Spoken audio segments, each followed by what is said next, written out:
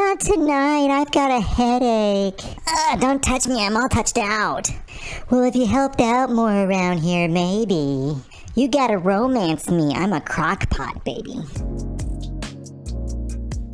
Chances are that you stumbled upon this because this is a familiar dynamic. And according to the available data, around 80% of married couples reported intimacy of less than once a week, and only 20% reported to be happy. And we have all laughed out loud when our uncle was asked why he wasn't married, and he replied, "Because I like sex."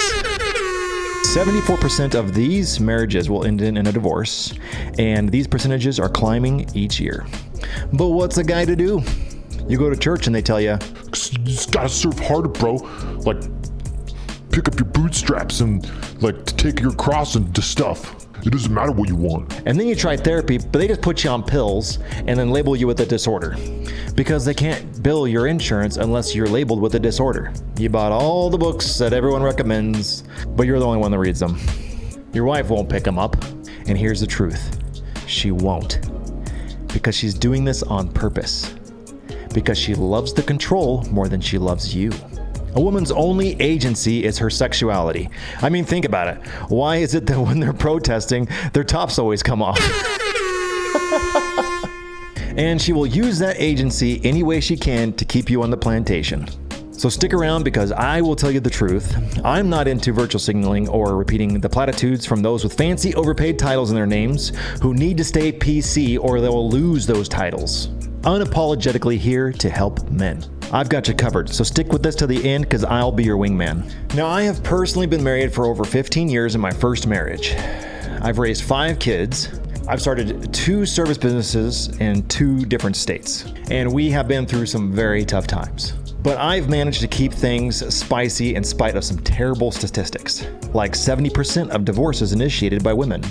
And my wife was college educated, so that number jumps up to 90%. Our marriage survived despite all the terrible advice that I've received over 100 books that I've read about relationship dynamics, therapy, evolutionary psychology, and boomers. They ruined everything. Frickin' 60s and 70s. Damn you, sexual revolution. I've put together this playlist as a guide to help men get back their agency, to take the key from their mother's pillow. I will give you actionable advice that works, that actually works. Society calls it toxic because it works, and they want to keep their plow horses plowing. It will be uncomfortable, but comfort is the enemy of progress. Stick with me, and I will break down the 3 pillars to getting back the kingdom. But first, we need to understand a few things about where we are and how we got here. I bought the courses, the apps, the board games, and the books, but they just sit on the shelf. I've read them and done my part, but she won't pick them up, says Gibical Carl. Hope. I don't like that word because it's the last thing that was let out of Pandora's box for a reason. And many men cling on to that hope until their vitality is sapped away and they're left as a shadow of who they once were. And the fix for this is outcome independence. Now, outcome independence is acceptance for the world as it is, not for what it should be. Decentralized command means taking yourself back 1,000-foot view from the outside perspective to look in and to see things for what they really are. In the business world, you don't get very far without decentralized command. And many men just white knuckle to their current paradigm and it leaves them in the fog of war. It keeps you trapped in your present state. Like, isn't it messed up that after the breakup, your friends are all like, "Yeah, I knew from day one." Like, what the hell, man? You never thought to tell me? Ego investment. Our ego doesn't want to accept that we might have made the wrong choice. And sometimes we need a good slap in the head for the wife goggles to get knocked off. Like finding out the kid isn't yours. Or finding out that perfect little angel has racked up $50,000 in credit card debt.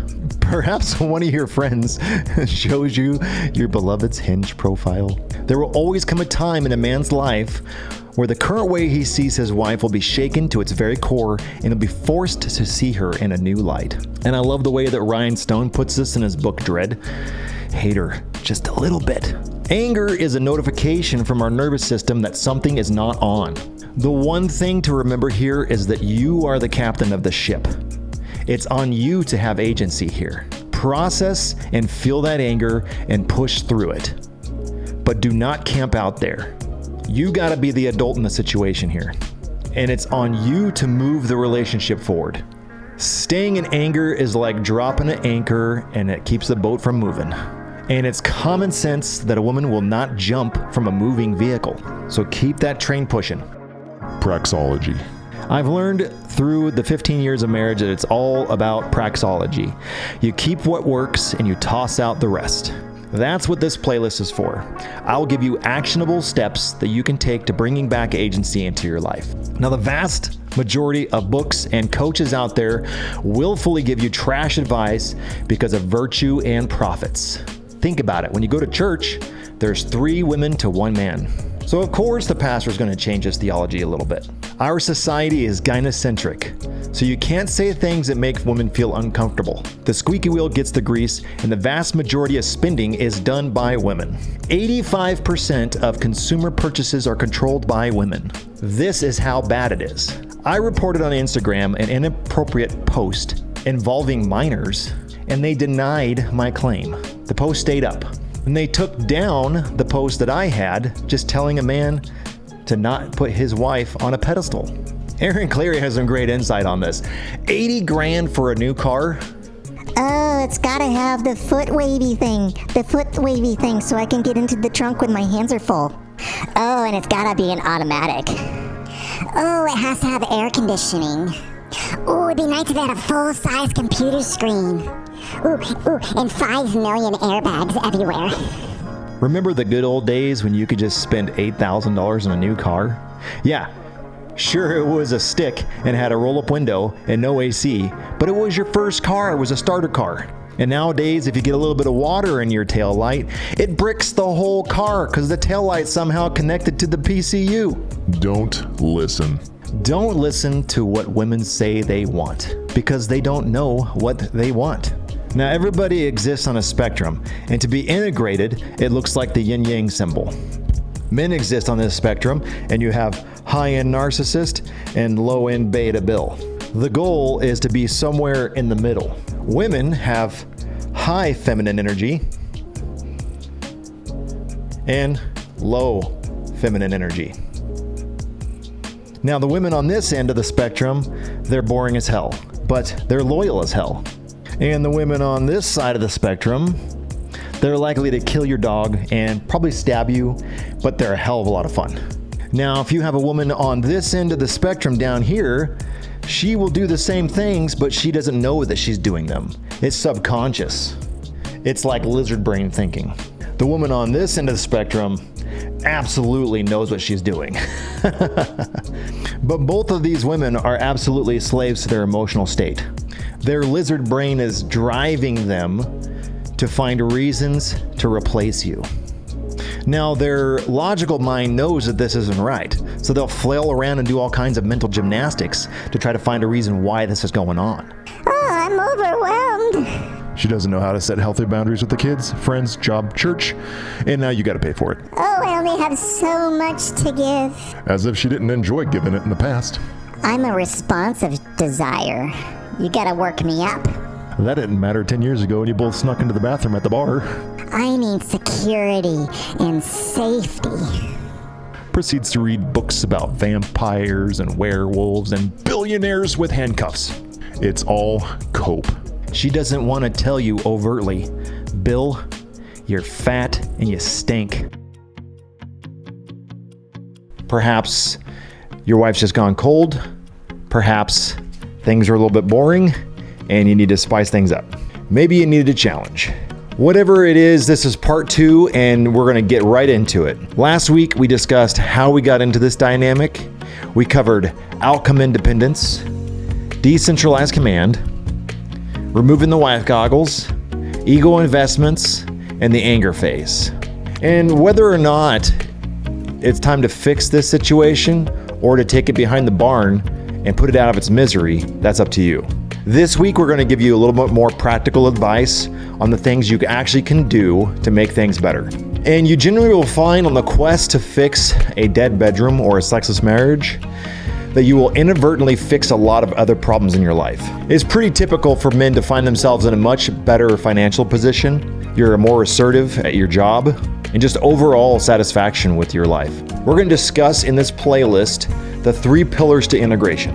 And these pillars are your mental pillar, your physical pillar, and your financial pillar. Now, these are in order of importance to the feminine, because the sexual marketplace dictates what is valuable and what is not valuable. A lot of times we project what we think is going to be valuable, but it's not actually what is really valuable to those around us. You see girls do this all the time. They lead with their achievements, their acolytes, their travels, their degrees, as if it's some kind of flex. But as dudes, we all know we would much rather hit on that cute Starbucks barista. So it's much better if you place these in order or the way that the marketplace dictates, rather than what it should look like. And the mental pillar is by far the most important. You can be filthy rich, jacked, have all the 6s, and still end up with an amber turd in your bed. Just look at Brad Pitt, Tim Tebow, Will Smith, the list goes on and on. That's why we're gonna spend a little bit of time getting our minds on. The huntsmen returned to the lake in the wood and with buckets, one by one, drained the lake.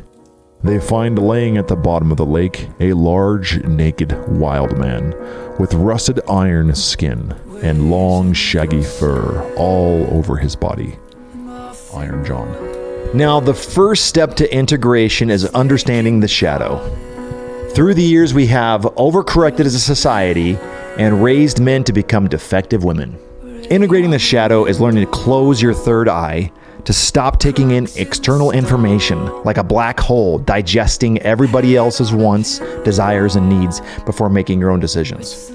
It's learning you don't owe anybody a better life.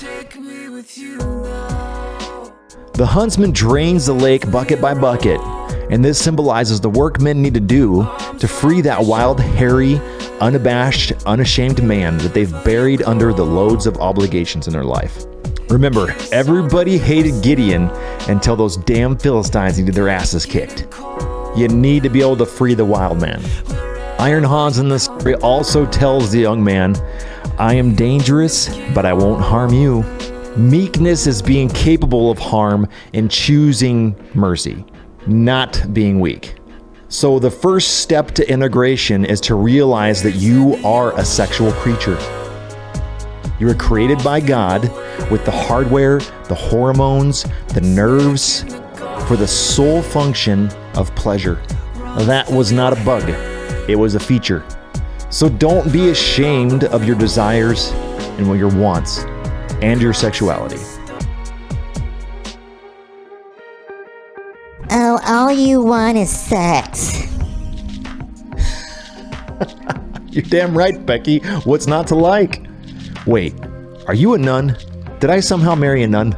Agree and amplify is a great tool for when someone is trying to insult you, because it shows them how stupid they sound when you reflect it back. You need to learn to be assertive and unapologetic about your desires. Desire drives and propels civilization. The Buddha didn't achieve Jack squat. except for causing men to sit around and stare at their belly buttons all day. And it's your job as a captain to keep initiating. I know that this can be hard to hear because you're probably going to be a little bit angry and you have some resentment. But like we said in the last video, you got to push through that. And like I stated in the withholding video, if she turns you down, just take that energy elsewhere. Put it to good use. Transmutation. Use it in betterance of your side hustle, your business, or your appearance. And don't be concerned if she thinks you're pissy, because she knows you are. And she knows why. Women do not like overt communication. They need to feel it. But don't let anger and resentment stop you from initiating. Unless you're completely done and you need to put that thing behind the barn. You see, women need prostaglandin from you in order to feel desire. That's the male hormone found in your excretions. We're not going to get into that on YouTube. But if you'd like to join the men's group and get accountability, there's a link below to join the men's group. In the men's group, you'll have the freedom to talk about whatever you want to talk about. Men bond through oxytocin. It's the bonding hormone. For women, prostaglandin increases their natural desire. The more she has it, the more she wants it. So if you let anger stop you from initiating, she will literally dry up and use it as an excuse to leave. So don't expect her to be the adult in the situation. That's on you. If you wait for her, you're going to be waiting forever, my friend.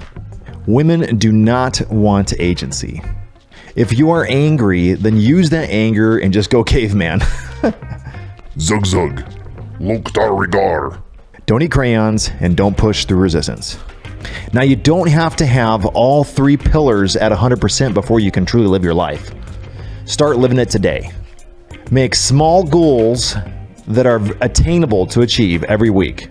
Something like, this week I will not deer, defend, excuse, rationalize. The goal can be as easy as, I'm just going to get up at 5 o'clock every morning. Gradually, you'll start to habit stack, and those rules will become easier to follow once you make them into habits. So waking up at 5 a.m., then going to the gym, so on and so forth. Small habits are easier to attain than large, big, hairy, audacious goals. Just start with going to the gym at 5 a.m. 3 times a week. Now, if you have a hard time and you don't know where to start, or you need some accountability, then you can click the link below and join our membership program. Now, once you start going to the gym 3 times a week, you're going to expect sabotage. This is a strategy that's lizard brain for women. It's called mate guarding. So you'll start to notice that she's making pancakes a little more often, making those delicious cookies that you like so much, taking you to Costco to put on those frumpy clothes. I'm better than they get. Come on. You're not responsible for how they feel about themselves, so don't worry about it. Because what's going to happen is that her lizard brain is going to think that you're moving on. And it may or it may not spur change on her side. That's up to her. Your ship is just chugging along, cruise speed. She can either get on board with the boat, but most time what happens is what Ryan Stone talks about, the 1,000-foot tow rope.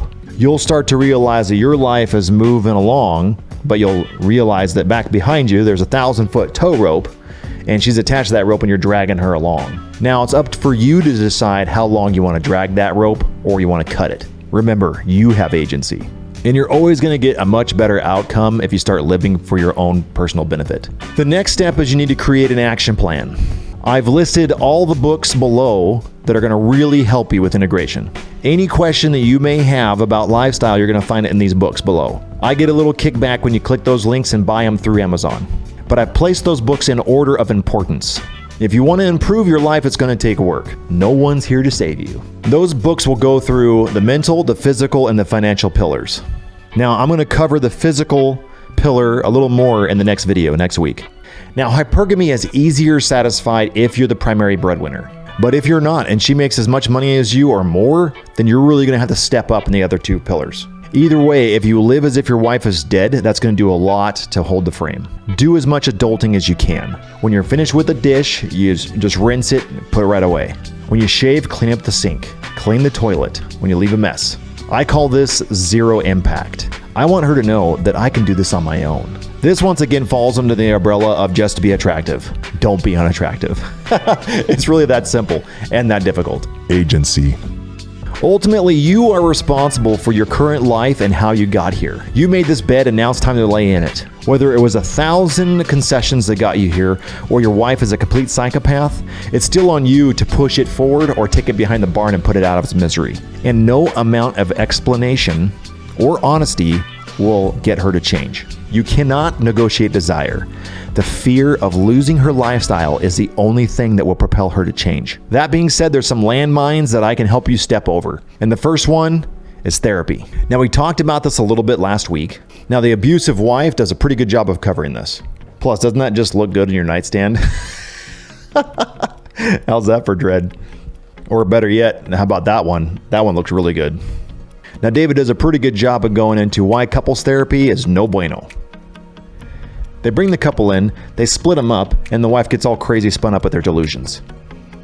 See, women are really good at believing their lies. And generally due to the women are wonderful effect, proven in the 90s, they found out that society as a whole tends to place a positive attribute to women. And there's a far greater bias when it comes to women.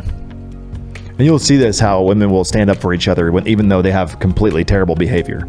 I mean, you can test this out for yourself.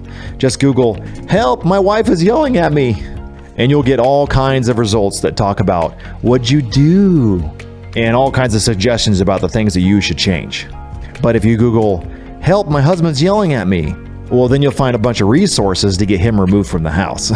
And due to this bias, the therapist generally turns the husband into a singing, dancing monkey. Well, if you just made her feel more safe. Well, if you communicate more, you need to start a gratitude journal. Have you tried meditation? None of that will stop her from having a victim mentality. If she wants to stay in victim mentality, she'll stay in there. And like I said before, therapy is incentivized to label you with a disorder because they cannot bill your insurance unless they label you with a disorder.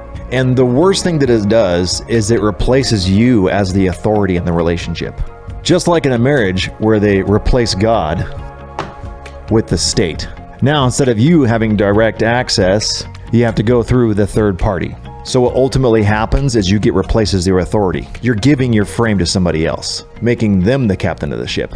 And one man's crazy testimony is that him and his wife went to therapy to work things out.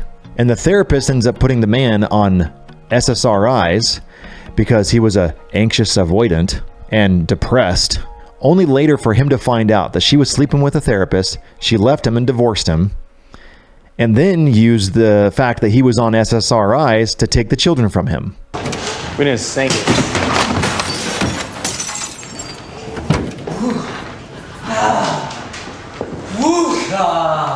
I wonder why he was avoidant. Could that be why he was depressed? If you read the book Why Women Have Sex, it's really insightful for this. If you'd like me to do a full video on therapy and why it's bad, just write therapy below. Dread. Why Women Have Sex is a great read for why dread works. Have you ever wondered why breakup sex is always the best? Why is it that when you break up, then you start working out? And you need to be capable of cheating. Now hear me out. Think about it. You cannot make a necessity a virtue. If you are low value as a man, unattractive, and no woman finds you attractive, are you really faithful? Essentially, it becomes cope. The two books by Esther Perel are pretty good reads. And we've all seen it. When we're dating, the woman is trying to qualify for your selection. Women gatekeep sexuality. Men gatekeep the relationship. You've got to treat it like she's got first crack at your libido, but it doesn't belong to her, especially if she's going to devalue it. You have to bring back that uncertainty where she had to qualify for your fidelity. Part of marriage is the vows to have and to hold, but people forget that. People are real quick to shame people for the unfaithful part, but not for the other half. Why is that? There ought to be a stigma around that. It should be a shame. One of the first steps towards 1,000 concessions in the betaization process is to stop you from doing your hobbies. Because hey, wanting is free. And women hate when you're comfortable because you're not making her life better in that moment. You could be doing things that are going to make her life better. And wanting is free. They want that ship at constant cruise speed, just chugging away. And they will absolutely push until you push back. They want to know that you have a spine. If you won't step up to them, you're not going to step up to anybody. They will use our innate sense of obligation and wield it like a cudgel to bludgeon you with shame For not spending time with the kids. You need to sit down with me. But you cannot give from an empty cup. It's important to put your priorities first. Now, if you're in the church, your wife or yourself could be suffering from martyrdom syndrome. It's where you're identifying as a martyr. It's having your identity wrapped up in servitude, and it's not healthy. Remember that even Jesus himself needed to get away from people for a while. Staying in that martyrdom or victim mentality is like shoving a balloon underwater and holding it down there. Eventually, it's gonna pop up, and when it does, it's ugly. Generally, men will end up using cope like corn, the football game, alcohol, many other copes besides putting in the hard work to fix their lives, to do the hard thing, to say the hard thing, to ruffle some feathers, to kick the hornet's nest. But women will not suffer boredom. And trust me, if you kick the hornet's nest, it's not going to be boring. You need to feel something besides servitude. No More Mr. Nice Guy, linked below, is the first book that you should read. He goes into depth on how to break that habit. When implementing dread, it's best to just not text except for logistics, groceries, on my way home, things like that. Match your energy but give back even less. The 3-to-1 rule comes in. For every 3 things that she does for you, return it with 1. The idea is that by working on your purpose, you're removing her as the primary focus and she will feel it. She may start to wonder why you're straightening up and start paddling her own canoe. And even if she doesn't come along, you're in a better position to replace her. Remember, thirst is the worst, and when you chase, you repel. I don't make the rules here, remember that. This is just what women respond to. So if they don't like it, it's on them to change their behavior. This is what works. When implementing dread, also reward good behavior. Do not reward bad behavior with deering or arguing. Take it from me, I've had a lot of practice with this. I've been married for over 15 years and I have 5 kids. This stuff is great also for your children. Because remember, when you argue with your wife, you're basically arguing with an older teenager, the oldest, most responsible teenager in the house. We've all been there in an argument. You know how it goes. Deny, attack, reverse victim order. They grow old, but they never grow up. Babe, I just want to let you know that you really let me down. Do you have any idea how that makes me feel? That's the old Uno reverse card right there. Guilt, shame, and the need to be right. That's the only thing you're going to get when you argue. You know that she knows deep down what you expect from her. Most likely you've already communicated multiple times. You may have even written it down for her. And if she starts acting up for some reason, Bill, are you gonna sit in that chair and watch TV all day? just agree and amplify. Yep, I may be here all night. You might want to give me a bedpan. If she escalates and keeps it up, you might throw the yellow card. That's enough, babe. If she continues, pull the red card and remove yourself from the situation. Go to get a drink at the old bar. Sit in your car, read one of these books. Attention is the coin of the realm for women, so just remove your attention. Arguing only rewards bad behavior. If you remove yourself, now you're not rewarding bad behavior. And if she gives you the silent treatment, congratulations, you got some peace and quiet for a while. In these times, you can find a hobby and stick with it. Bonus points if you can monetize it. Even if your hobby is gaming, like live streaming or something, bless her with the gift of missing you. These are all examples of covert dread. This is my favorite way to implement dread and bringing genuine desire back into the relationship. The other side of this is overt dread, which I'm not a fan of. That's the nuclear option. Crayon eaters will like flirt with the waitress. Look at that butt. And these will actually lower your value in her eyes. Screw me or screw you. That statement is a display of helplessness in the situation, and the best you're going to get is obligatory compliance. Basically starfish sex. Fun note on that, if you're getting that and she's detaching, she forgets that she's supposed to enjoy this also. When that moment hits, just roll over. This isn't working. Women hate the idea that she's not there to please you, so that'll really usually spark things up. And once again, she'll start to try to qualify for your approval. And if you really just need to get it out of your system, just caveman it. Just go to town. Don't forget that your responsibility is to lead in the bedroom. This week, we're going to dive into the physical pillar. And like always, I have to give the don't eat crayon statement. I'm not a doctor, so anything that you do from this video, do it at your own risk. We're taught comforting lies when we're young about just be yourself. But that's not true. We need to be our best selves. Like we said in the last video, the mental pillar is the most important pillar, but men process their emotions through activity. So the physical and the mental pillar go hand in hand. Women can talk through their emotions and get through them. That's why it's always good to not be Mr. Fix-It. When she is coming to you with a problem, she just wants you to hear it. And by her talking to you about those problems and you reflecting them back to her so that she understands that you heard them, she's getting validation and she's able to push through the emotions faster. But men, we can't talk about it, we gotta be about it. The physical pillar hones the mind. So you need a certain amount of self-control and dedication to maintain a good physique. And in today's times, if you can get yourself to about 20% body fat, you're leagues above the competition. If you're at 20% body fat, you're in the top 15 percentile of men ages 35 to 45. But you also need a lot of muscle. The optimal physique is about 15 to 20% body fat at around 175 pounds or better. You'll see the best physiques out there are around 15% body fat at 200 pounds. The more muscle you have on your frame, the better for longevity and health.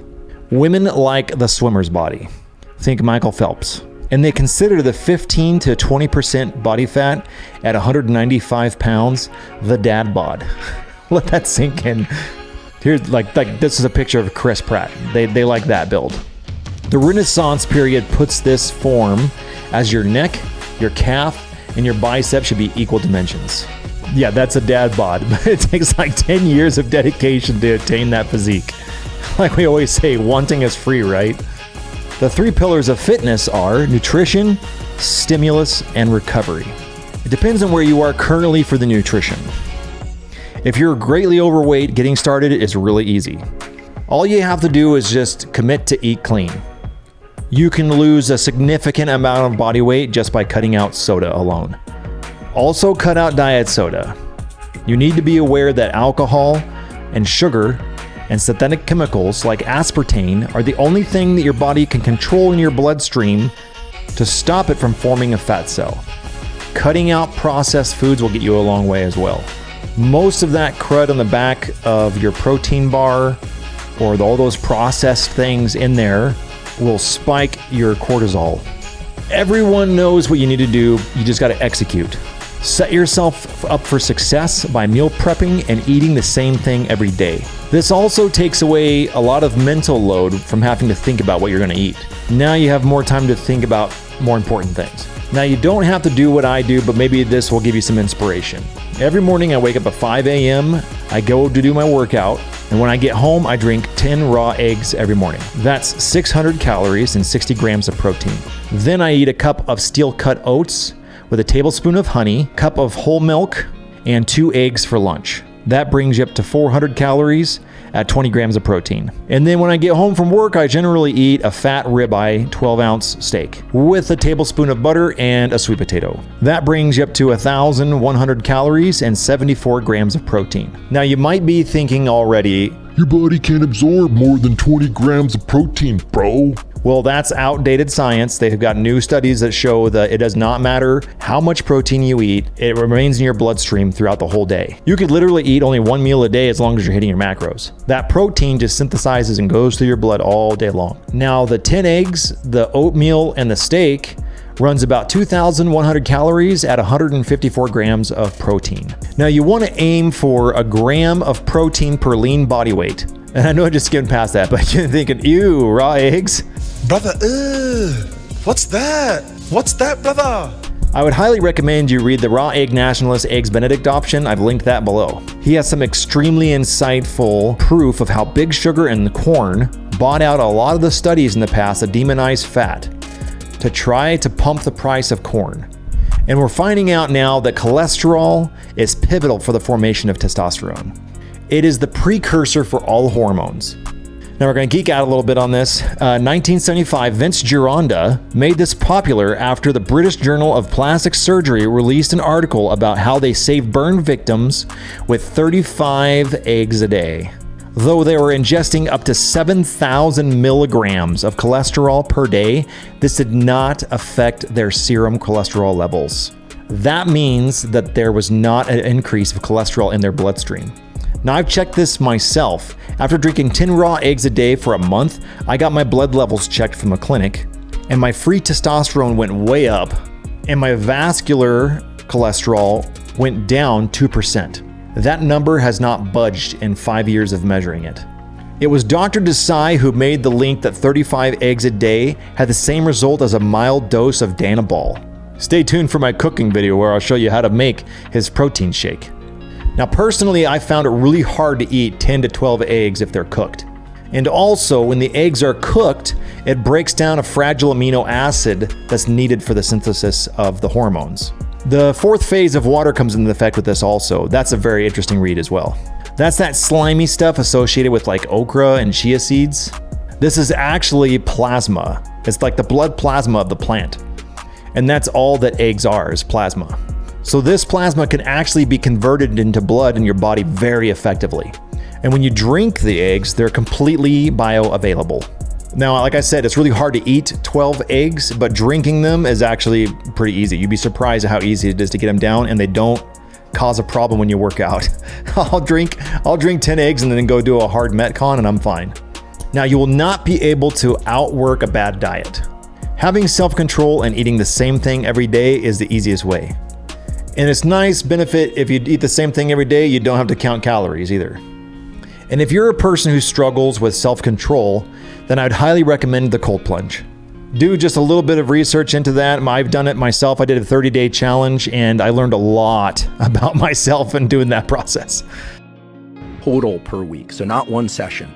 They observe legitimate increases in brown fat. People become more comfortable at cold temperatures. You get this 2.5x increase in dopamine that lasts many hours. Norepinephrine, epinephrine, and dopamine are called the catecholamines, all increase substantially. Cold plunge essentially just regulates your nervous system. And you're also beating out the bitch in you to get in that tub. I noticed that once I was done with a 30-day challenge, my nervous system was a lot more mellowed out. It was really helpful with my teenage daughters without knee-jerking into a defensive posture. If you've got enough dedication to get into that tub, you're gonna have enough dedication to stick to a diet. Now, if you're just starting out and you are grossly overweight, then the best thing you can do is just start by going on a ruck. Try to get 10,000 steps in a day and build on that. If all you changed was walking 10,000 steps a day, you would lose 3 pounds in a month. If you don't eat more. And that's the hard part, and that's why I stay away from cardio. Studies have found a much better benefit to your mitochondria and your bone density through weight training. If you're just starting, it's really easy. Just stick with the big three: the bench press, the back squat, and the deadlift. Studies have shown that bone remodeling from heavy loads releases more osteocalcin than swimming, biking, so on. So you need heavy loads. Osteocalcin has a lot of positive body functions, including hormone regulation. This, in my opinion, is the fix for the SSRIs. Just research into how many people are on that medication and the side effects, and you'll start to understand why we're in the zombie apocalypse. I believe that a lot of the problems that men face today are gone if you just work out. Movement is medicine. You'll be surprised how much better you feel if you work out at least 3 times a week. I've seen a lot of guys who are in therapy, taking all kinds of antidepressants, suicidal. They start going to the gym 3 times a week and their life completely turns around. Competition. It's important to have goals or a challenge in your life. If you don't have a goal or a challenge, it's really easy to focus on your wife and have her become the challenge. Studies have found that just having a competition on the calendar will increase your testosterone by up to 15%. Now, I personally chose CrossFit for this because it's less likely that I'm going to get injured than like Brazilian Jiu-Jitsu or the martial arts. I did a lot of Filipino Kali and Eskrima and stuff like that when I was younger, and I was always injured. I always had a broken finger or something going on with my shoulder. There was always something. We'll put it this way. BJJ has a 60% injury rate, and CrossFit had a 20%. Over a 4-year study they found that 26 injuries per 1,000. Now, I won't spend too much time on this, but if you have an injury, look up muscle guarding. Nothing will set you back and make you feel more depressed than when you have an injury. This was a game changer for me when I got my second back injury. Now, quite a while ago, I hurt my back lifting logs at work. Now, guarding is essentially just your brain sending a signal to the injury to tighten up the muscles because it thinks you're injured in that area, so it just tightens everything up to guard and protect it. When I hurt my back the first time, it took over a year to get over it because I listened to the doctors and I didn't move. If you just go in there and get the imaging done, they're gonna boogie you, and next thing you know, you're gonna be getting $1,000 million surgery, and then the chances you're gonna get better are 1/3. So they did studies on this. They found that if you go in under the knife, one person comes out of it feeling better. Another person comes out of it paralyzed. The third person comes out of it with no difference. So out of your options, you got, I got better, I'm dead, and it's the same. So, I mean, the only times I've seen where this actually makes a difference is if the pain is so bad you want to die. And then it's just like, whatever, I'll take whatever outcome. So the second time that I injured my back, I went straight to doing deadlifts with a broom. And within 3 days, I was deadlifting 315 pounds. See, what you got to do is you got to teach your brain that area is not injured. We're okay. You can stop guarding it now. And your muscles signal back to your brain, hey, we're good. Turn it off. A lot of injuries can go away if you have good coaches, and most of all, you learn how to curb your ego. You just got to be better than yourself, not anybody else. And that's the main thing that I focus on when I'm lifting. I'm lifting to beat myself. I'm lifting to get my own personal best. It's not about competing with anybody else. Even on competitions, I'm just competing so that I can get better at certain movements. Me personally, I like to open up with a strength workout followed by a metabolic conditioning workout 3 times a week, and then zone 2 in between. Usually on the bike erg because you can control your breathing a little bit better. For those of you who don't know what zone 2 is, it's keeping your heart rate around 117 beats per minute for a man who's in his 40s. For you young bucks out there, just take 220 and then minus your age, and that will be your prime zone 2 area. Also, you can just breathe through your nose, and then once you start breathing through your mouth, you know you've went too hard and you need to slow down a little bit. I like to keep these training sessions from about 30 minutes to an hour. This is great for increasing metabolic conditioning, training your mitochondria, so you get a better VO2 max without the need of a lot of recovery. Metcons will beat you in the dirt. If you're doing zone 2, you can train zone 2 5 days a week and you're fine. But it's boring as hell, so that's why I like the Metcons 3 times a week.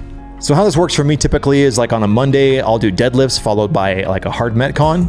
Most likely like cleans or snatches, involved possibly some like bar facing burpees. And then on Tuesdays, I'll do like a zone 2 training. And then Wednesdays, I'll do like bench press with like a Metcon of like pull-ups and double unders, maybe some GHDs, some toes to bar. And then on Thursday, I'll do a little bit more zone 2. And then Friday, I'll do some like back squats with some wall balls and box jumps and some rowing. On Saturdays, I always take a day off and rest. And on Sundays, I kind of do just like a real chill Olympic lifting session, just to work on technique. That's kind of what a typical week looks like for me. Now, if I'm training for a specific competition, I will really hone in and dial in on those movements that I'm weak at and really work on those. But that's just kind of like what I do, and feel free to do whatever you want. I mean, this is about you. I'm just trying to give ideas here. All that stuff can be really intimidating, and so the best thing to do is just start with the big 3. Just start going in, doing deadlifts, doing back squats, doing bench press, do 5x5. You know, that's the easy way to get started. If you need some help with coaching, I've got my link below. You can sign up for our mentorship program and I can get you rolling. All of this is basically just do the best with what you have. It's kind of looks maxing.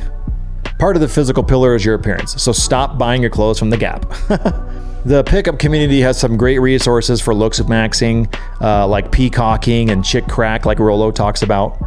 Myself, I like a lot of button-ups, like real tight button-ups or Henleys, like with a necklace or a bracelet or the hat and sunglasses. Women always notice your shoes, so make sure your shoes are on point. No New Balance. The dad shoe.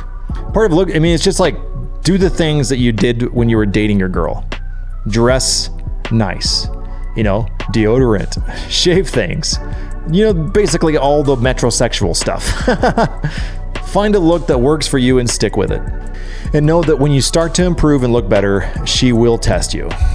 This is just another congruency test like always. She wants to test your resolve. Can I get him to stumble off his purpose? She'll try to get you to stay home instead of going to the gym. Perhaps with shame, like, You're always so busy. The kids miss you. Don't forget the goal here. Unless she offers you another form of exercise, then get your butt to the gym. Don't fall for it. She will make comfort food to sabotage you. That's her lizard brain just make guarding. She will tell you, You're fine the way you are. but that just might be because she wants to be the more attractive one. But this isn't for her, it's for you. The recovery pillar is just as important as the stimulus. Getting adequate sleep is the best thing you can do for your testosterone levels. Don't overtrain because your testosterone will take a hit from that from too much cortisol. No cell phones or TVs in the bedroom. That's just like a no-brainer. That's a no-brainer boundary. And I can't believe that I have to say this, but it's so common that I'm definitely going to include it. Your bedroom is your sanctuary. I love my kids, but they do not come into the bedroom. This is a really hard boundary for some dudes to enforce, but it's the biggest one to change the dynamic you have with your wife or your LTR. I will definitely use a nuclear option on this one if I have to. It's that important. The kids need to learn how to self-soothe, and you're not helping them or you by letting them trash your sanctuary. If she's digging her heels in on this one, it's one of those non-negotiables like non-monogamy or like girls trips. I want to bring in a third. It's never gonna be another girl. You're gonna end up like Ross. Most likely she's just using an excuse because she doesn't want to have to turn you down anymore. It's an easy way to reject you without rejecting you. I've heard some crazy stories about girls getting doctor's notes so they don't have to sleep with their husbands. And if that's your girl's frame of mind, God help you. Just run, my dude, run. And the way this might work out is if she has the kids sleeping in the bedroom with her, I would just sit down with her one-on-one, without the kids there, obviously. Unified front. You want to have a unified front. So if something happens, just let it breeze by, but then sit down with her after the fact and you can hash it out. But that might look like, from this day forth, if those kids are in bed, I'm not sleeping in the same bed.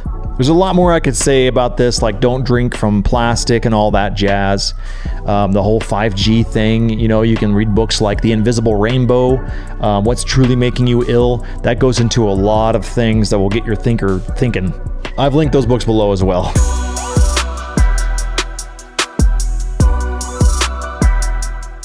Now, if you're new to the channel, I'm Iron Hans. That's an archetype from a Robert Bly book back in the day, Iron John. Give that story a read. It's a really good story just about a young boy becoming a man and then an old man becoming integrated by teaching the young boy. That book's got a special spot in my heart because I've got young boys and I just love the archetypes that are portrayed in that book. They're so good. Last week we got into the physical pillar quite a bit, and this week we're going to touch on the topic of the financial pillar. Now, we're not a financial channel. I am not a financial advisor. I'm just a dude talking on the internet, so this is not financial advice. Now, the financial pillar is an easy one to overlook for dudes. And a good number of dudes who watch my content are in their 20s. So most likely you're still playing the field and spinning plates. If you don't know what that is, it's basically dating multiple girls at a time. And you'll find that most of the strategies that we use in the red pill are female strategies used for masculine gain. Hey, if it works, why not use it? A lot of men get stuck in their lives and aren't progressing because they're just afraid to kick the hornet's nest. What if she leaves me? What if she cheats? How much is the divorce going to cost? Will I ever see my kids again? The vast majority of times, these fears are unfounded. From what I've seen, men are much better off financially post-divorce. And I've also seen them with younger, much hotter, and way more adventurous girls within a few weeks. It's a scarcity mindset. Dating multiple girls makes sure that you don't settle for the first girl that touches your peen. A lot of the problem you'll find in your life is a limiting mindset. Learning to unlock an abundance mindset keeps you from wifing up that single mom, or that stripper, or that bipolar girl from the 80s. Why is it that in the 80s everybody was bipolar? That's kind of a weird... Why is that? Must just be that it was like the popular thing. Like nowadays the popular thing is like Tourette's and BPD, I guess. I don't know. A lot of what this is just learning that you don't owe anybody a better life and to be unapologetic about your best interests. What's in this for me? And killing that shame for wanting what's in your best interest. When I say no, I feel guilty is great for this. Remember the assertive Bill of Rights. And always remember, if you're scared to lose your girl, over 8 million girls will turn 18 this year. Now, I bring up the financial pillar because dudes will overlook a girl's financial past. And women have zero problems using you for their golden parachute. They have a lot of quiet expectations that you'll just pay off their debts. Yes, women have covert contracts as well.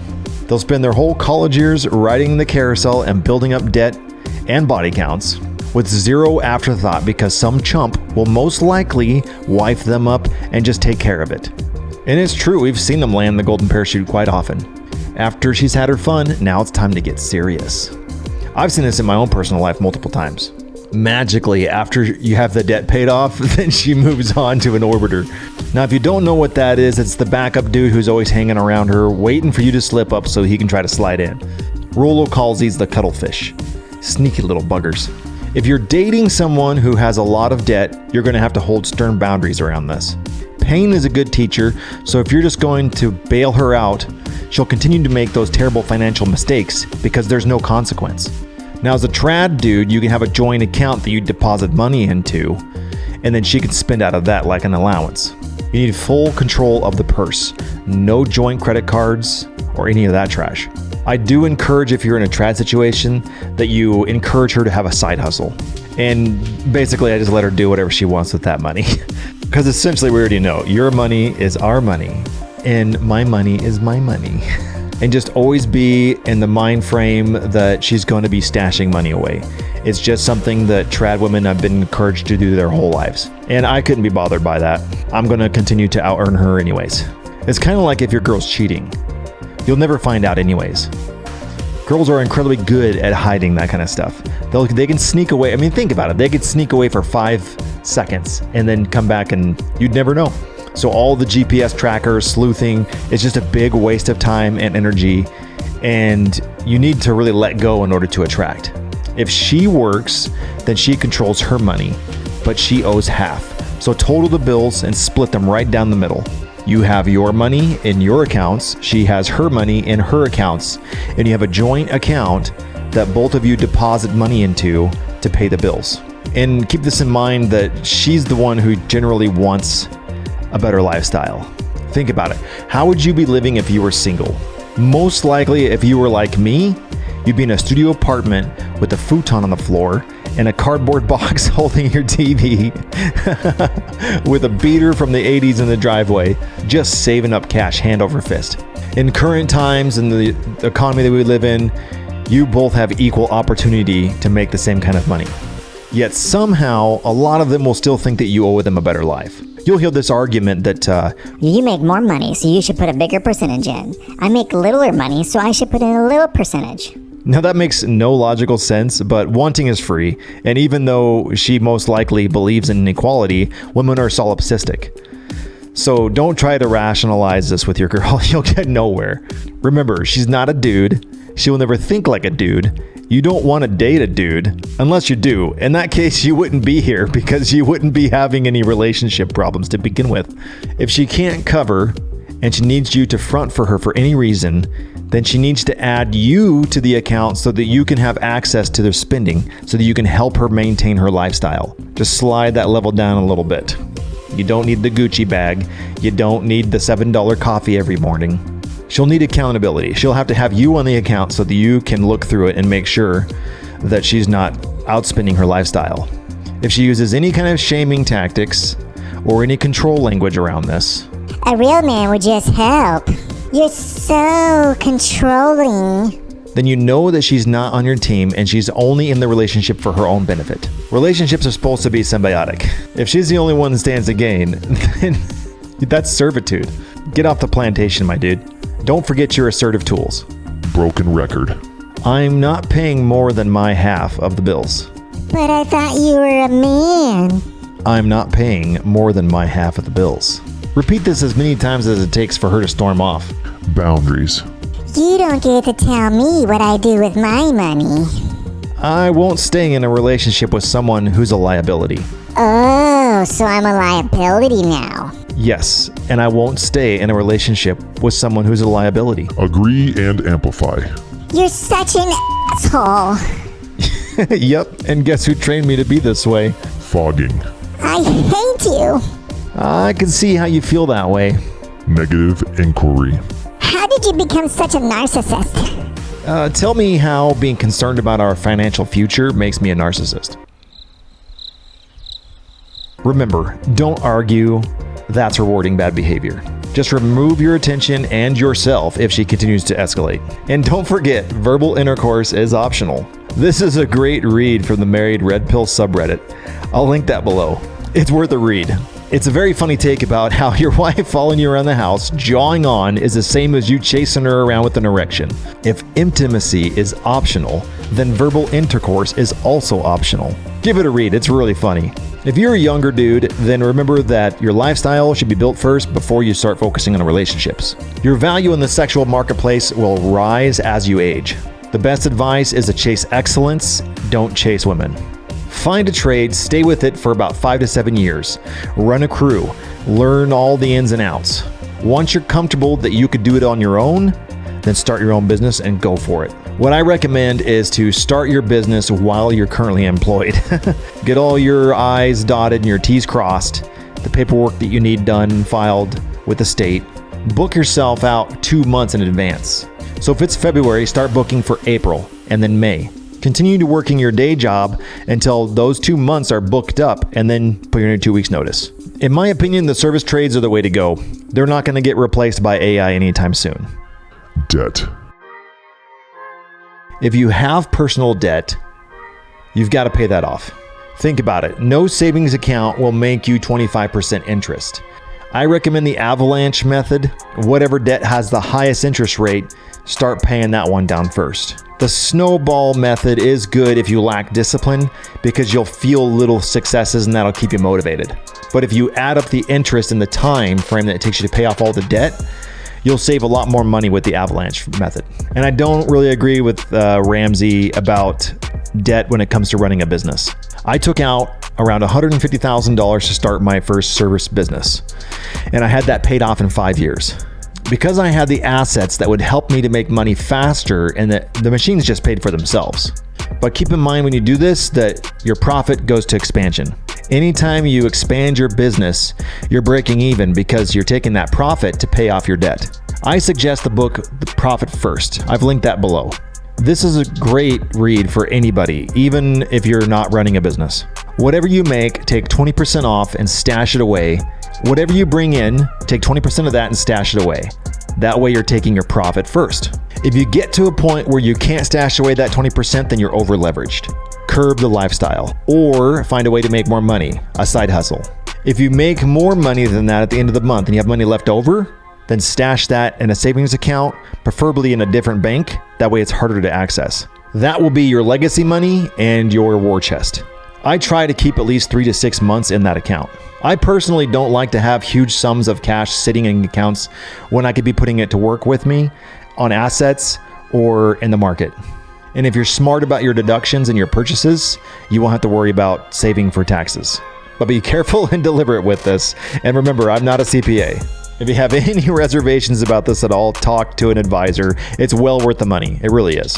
The ultimate goal is to have at least three revenue streams: service-based, passive income, and legacy income. Passive income is having your money work for you. Legacy money is basically properties, Airbnbs, land. I mean, it's kind of like losing weight. We all know what to do. We just need to execute. And I'm interested to hear what you guys say. If your wife works, does she pay half the bills? Essentially, it gets to the point where you have to sit down like a gay couple and just negotiate every single aspect of the relationship. Who does the dishes? Who does the laundry? Do we pay for a nanny? Do we pay for a housekeeper? But let me know what you guys think. The comments are great. I love it when people leave comments because it's like you are Iron Hans too. You're helping people out and you're giving them your advice.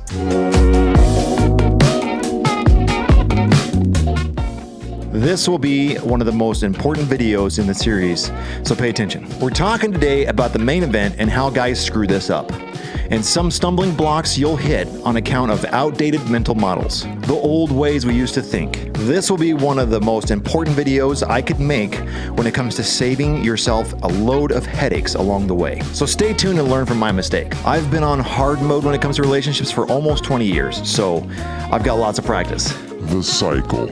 Let me know if this is familiar. You do something nice for her, like, buy a house. Gift for gain. She gives you a peck on the cheek, so you're equal, right? Narcissistic injury. You get mad because she should know what you want as a man. Damn it.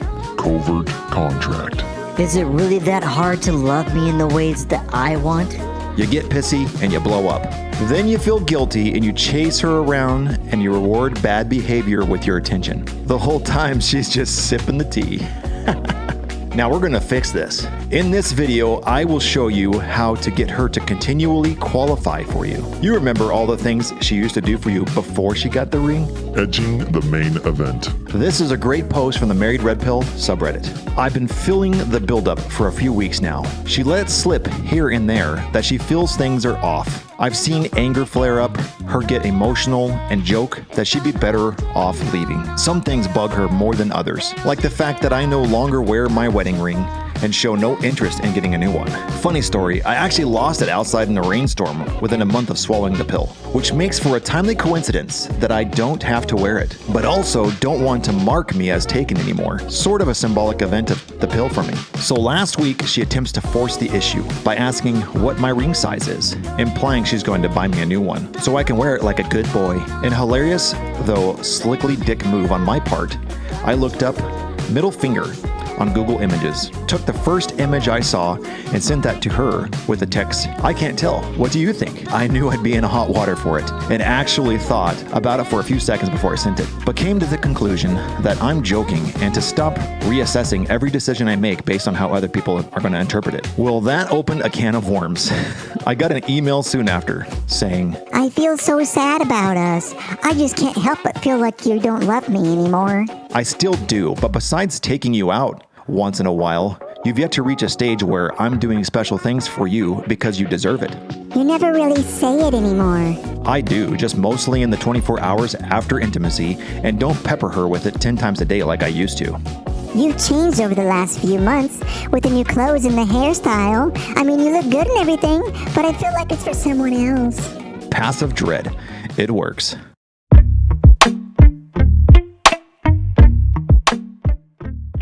Now, this is a good example of almost getting it. And this is why I'm making this video, because guys will implement their action plan and they get to a place where they're so close. One of the biggest mistakes men make is mistaking comfort tests for shit tests. Now, I like the way that Ryan Stone puts this. Instead of shit test, I like congruency test. If you have a type 3 captain though, and your first mate is just dunking on you all the time, that is an actual shit test. It's better just to nuke those immediately. Remove yourself from the situation, make her walk the plank, cut the tow rope, whatever you gotta do. If she's just constantly dunking on you like that, just shut it down. Red flag. As stated before in the last video, Richard Cooper style, yellow flag, hey, watch it. Red flag, remove yourself. She'll start to throw out congruence tests because her old mental models aren't working anymore. Because you used to back down. You used to defend, excuse, explain, and rationalize. That's hiding the bad, like a no more Mr. Nice Guy. Anytime you're doing those activities, you're stepping into her frame, you're placating to her. And by doing this, you're qualifying for her. So she's just flailing around trying to figure out what's gonna work now. And that's why you'll get congruency tests and you'll get comfort tests.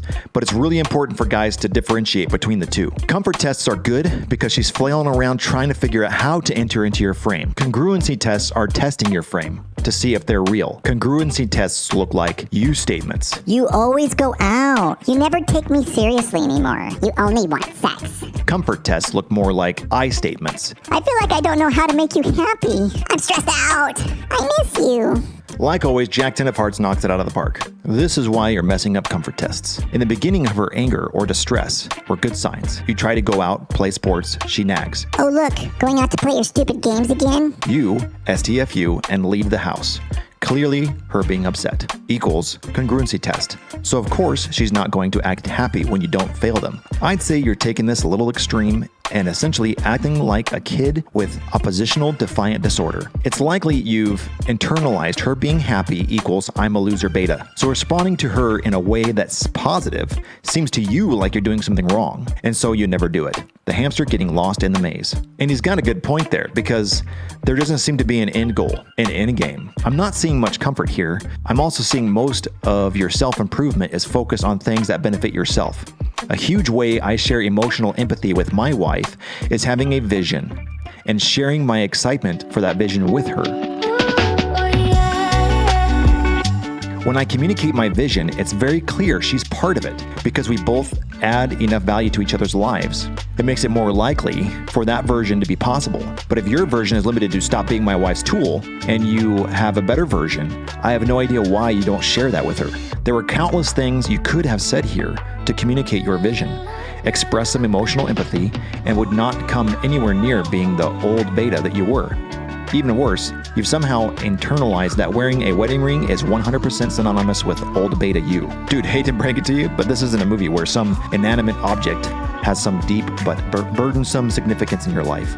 You stand ponderously by a lake of water in a windy, overcasty day, and you huck that sucker into the water and show you're moving past those attachments to the past holding you back, and then resume running with a soul that's 1,000 pounds lighter, and then proceed to beat the crap out of some cowhide so you can go 15 rounds with Apollo Creed. It's mostly a piece of metal that your wife is desperate for you to wear because at least she'd have some sort of comfort. You actually like her, since you're not giving her a lot of indicators in that case. A wedding ring probably is a small barrier to a woman sleeping with you, but it has zero to do with a woman being attracted to you.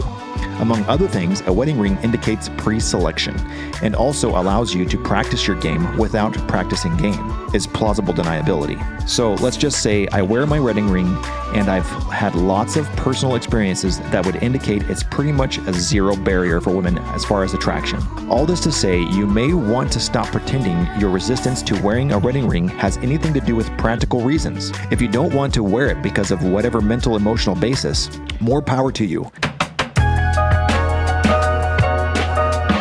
I understand why men need to become the rock first, because that's the most direct way to establishing boundaries so that they can start assembling a frame for themselves. As a rock, your wife stops shoving you around, and eventually she gets tired and walks away and tries to catch her breath, and that's when you finally start constructing your frame. Having constructed that frame, though, you probably want your family to accept that frame, and it's hard to do when your frame is a double reinforced steel cage surrounded by titanium bars. That frame will guarantee you'll never fail a poop test, but if you don't keep iterating on that frame, you can ask us why your wife seems resistant to accepting that frame. And that's a good point. What a lot of guys are missing towards the end of implementing their game is the end game. What do you want? What do you want out of your spouse? What behaviors do you want from her? Have you communicated those overtly? You see it all the time. You start going out, improving yourself, getting to the gym, getting a hobby. You bring polarity back to the relationship. She starts entering your frame, doing the things that you deem valuable. Then you start to relax your game because you think, hey, I'm giving her a reward. She's on good behavior. I'll do more things for her that are more beta. Forgetting the things that actually made you attractive in the first place. Then you end up on this wheel where you're just spinning. The end game for most dudes is simple. When she starts to act right, remember, what you're doing is the reward. Feels before reels. And I love the oak analogy. Instead of being a rock where the thing crashes up against it and breaks because it's so damn hard, what an oak does is when the wind blows against it, the branches can move, but they don't break. It's a much more comfortable thing to run into. And I like the way that Rhinestone puts this when he talks about the main event. And like he says, if there's not like snot bubbles involved and like hysterical crying, and the main event is essentially the indicator that you're on point. It's the ultimate comfort test. Ultimately, remember, this is a game, and games are supposed to be fun. And like Rollo says, you have to be the game. So if this was helpful for you, like and subscribe to the channel. If you're new here, you might want to bump back to the first video. I've linked the locker room down below. We have a group chat that's completely private. We can say whatever we want. We talk about anything that we want. I publish a new video once a month on that channel. Iron sharpens iron, and we discuss our problems with other switched on men. And until next time,